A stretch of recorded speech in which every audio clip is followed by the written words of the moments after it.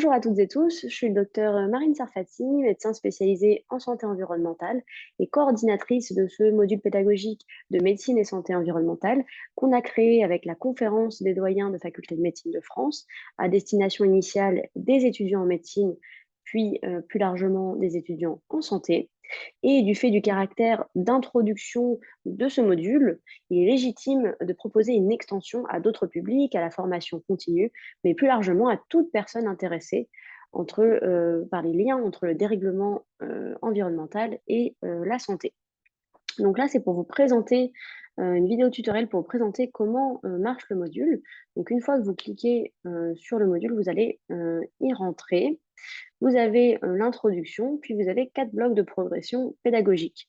Le bloc A, approche de la santé, le bloc B, limites planétaires et santé, le bloc C, environnement, santé et société, et le bloc D, les leviers d'action, puis la conclusion. Chaque bloc est construit de manière similaire. Donc regardons pour le bloc A. Vous avez à chaque fois donc, les objectifs du bloc et des chapitres vidéo de cours. Donc, dans les chapitres de cours, vous avez à chaque fois plusieurs activités. Toutes les activités qui sont marquées par une astérisque sont obligatoires à réaliser. Donc là, par exemple, le cours vidéo, si vous cliquez dessus, vous allez avoir la description de l'intervenant, puis après le cours en miniature, et si vous double-cliquez, vous allez avoir accès à la vidéo sur notre chaîne YouTube. Donc, le cours vidéo qui est obligatoire, l'interview de l'intervenant qui est réalisée par nos étudiants et étudiantes pilotes en médecine qui nous ont aidés à construire le module, les références et annexes que vous pouvez regarder.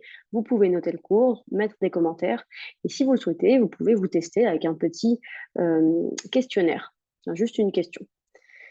Donc, ainsi de suite, là, il y a 4 chapitres, par exemple, de cours dans le bloc A, jusqu'à ce que vous arriviez à la fin. Premièrement, vous avez le forum du bloc.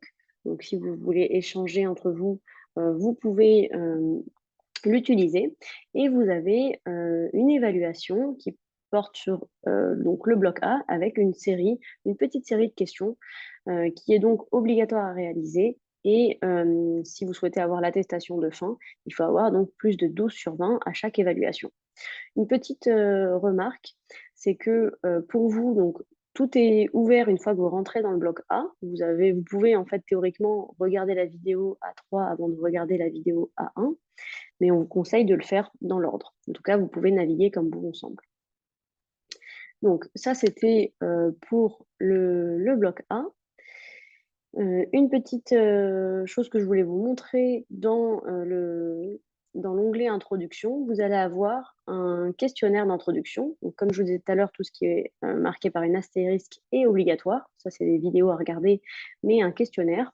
Donc, un questionnaire d'introduction et un questionnaire de fin qui n'est absolument pas faite pour vous évaluer. C'est juste à des fins de recherche et d'amélioration de la formation. Ça prend à peu près une dizaine de minutes à réaliser. Donc, on vous demande de le faire voilà, sérieusement, mais ce n'est pas pour vous évaluer, donc pas de pression pour ce questionnaire.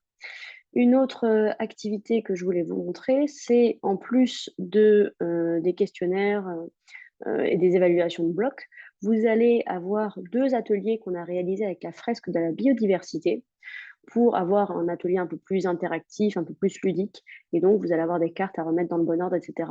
Tout est expliqué, mais je voulais juste vous en parler. Une fois que donc, vous avez fait tous les blocs, une remarque, vous ne pouvez pas accéder au bloc B directement. Il faut avoir fait toutes les activités du bloc introduction, du bloc A pour débloquer le bloc B, le bloc C et ainsi de suite.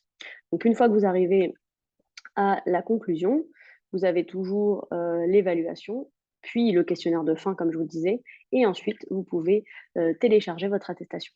Voilà, j'espère que ces explications étaient claires et je vous souhaite une excellente formation.